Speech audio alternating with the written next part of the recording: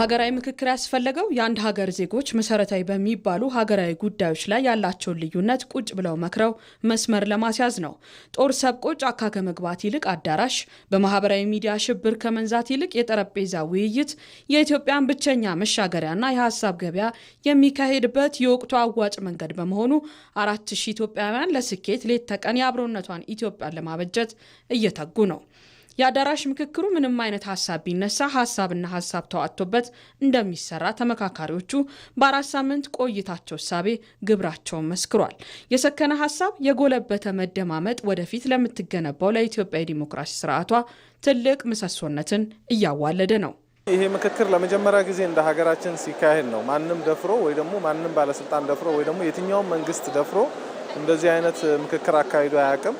ምክክሩ ለዲሞክራሲ ግንባታችን ትልቅ ምሰሶ ይሆናል ብለን እናስባለን። ምክንያቱም ሁሉም ሰው ያለውን ሀሳብ በነጻነት እያቀረበ ነው። እንደ ቡድንም ሀሳቦችን ያቀርባሉ፣ እንደ ክልልም ሀሳብ ያቀርባል፣ እንደ ግለሰብም ለኢትዮጵያ ይበጃል የሚለውን ነገር ሰው በነጻነት ያቀርባል። ያለምንም ፍርሃት፣ ያለማንም ተጽዕኖ፣ ያለማንም ድጋፍ የራሱን ሀሳብ ያቀርባል።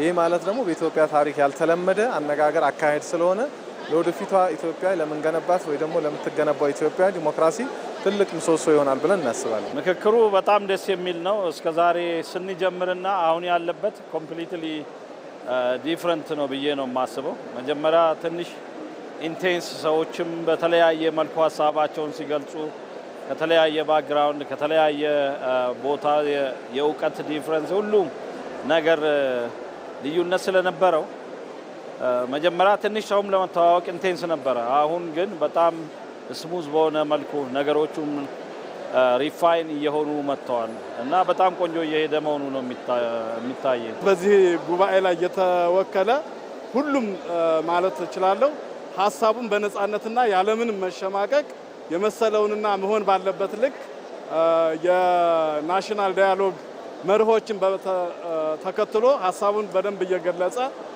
እየተቃወመም እየደገፈም በሙሉ ነጻነት በጥሩ ሁኔታ እየሄደ ያለ ኢትዮጵያን በእርግጥም የሚያሻግር አሁን ዛሬ ካለንበት ከገባንበት በርካታ ችግሮች ያወጣናል ብለን ነው እየመከርን ያለ ነው።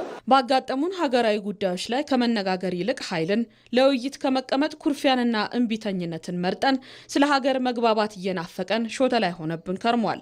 በመሆኑም ከዚህ አረንቋ ለመውጣት የሀገራዊ ምክክር ጉባኤ ልንጠቀምበት እንደሚገባ ከቆይታችን ተረድተናል ባይ ናቸው ተመካካሪዎቹ። የቀረቡት 8 አጀንዳዎችና ሀሳቦች ደረጃ በደረጃ በውይይት ዳብረው መፍትሄ ሊወልዱ ተቃርበዋል። የኛን ለየት የሚያደርገው ብዬ የማስበው በየትኛውም ዓለም ላይ ቢጠየቅ 4000 ሰው በአንድ ኮምፓውንድ በእንደዚህ አይነት ስነ ምግባር በተሞላበት ሰው ሲመካከር እኔ በህይወቴ ለመጀመሪያ ጊዜ ነው ያየሁት። የትም ሆነ ተደርጎ ያውቃል ብዬ አላስብም። ይሄ ደግሞ ለኛ ትልቅ ጥቅም ነው ብዬ ነው የማስበው። ለዚህ ለሀገር ግንባታ ለሚቀጥለው ጄኔሬሽን ትልቅ ትርጉም አለው ብዬ አምናለሁ። እኔ የሚሰማኝን ሀሳብ እያራመድኩ ነው። ሁሉም ሰው የሚሰማውን ሀሳብ ያራምዳል። የሁሉም ሰው ሀሳብ ተሰሚነት አለው፣ ተቀባይነትም አለው። መጨረሻ ላይ ወደ አንድ እንመጣለን። እስካሁን ድረስ በታቀደው እቅድ እየሄደ ነው። ምንም ወጣ ያለ ችግር የለም። የሁሉም ሰው ሀሳብ ልዩነት ሊኖር ይችላል። የሀሳብ ልዩነቱ እንደተከበረ ሆኖ ሁሉም ሰው ሀሳቡን በነጻነት ይሰጣል። እየመከርንና ጥሩ መግባባት ላይ እየደረስን ኢትዮጵያውያን እውነትም መመካከር እንችላለን፣ ለካ ሳንመካከር ብዙ እድሎች አምልጠውን በየቀኑ እንድንታኮስ ሆኗል። ይሄ ሁላችንንም ወደ ቁጭት ያስገባ ጉዳይ ሆኖ አግኝቸዋል። የተለያዩ እይታዎች በአክብሮት ሲደመጡና በጥሞና ሲታዩ ሀገራዊ ምክክር ወደ ተሻለ የመግባባት መንገድ ሰፋ ያሉ መፍትሄዎችን ወደ ማምጣትና ወደ ዘላቂ ሀገራዊ መግባባት ያመራሉ። ይህ የምክክር መድረክ ለሀገራችን ዘላቂ ችግሮች ኢትዮጵያዊ የሆነ የጋራ መፍትሄ ለማበጀት ያለመ ተስፋ ሰጪ እርምጃ ነው።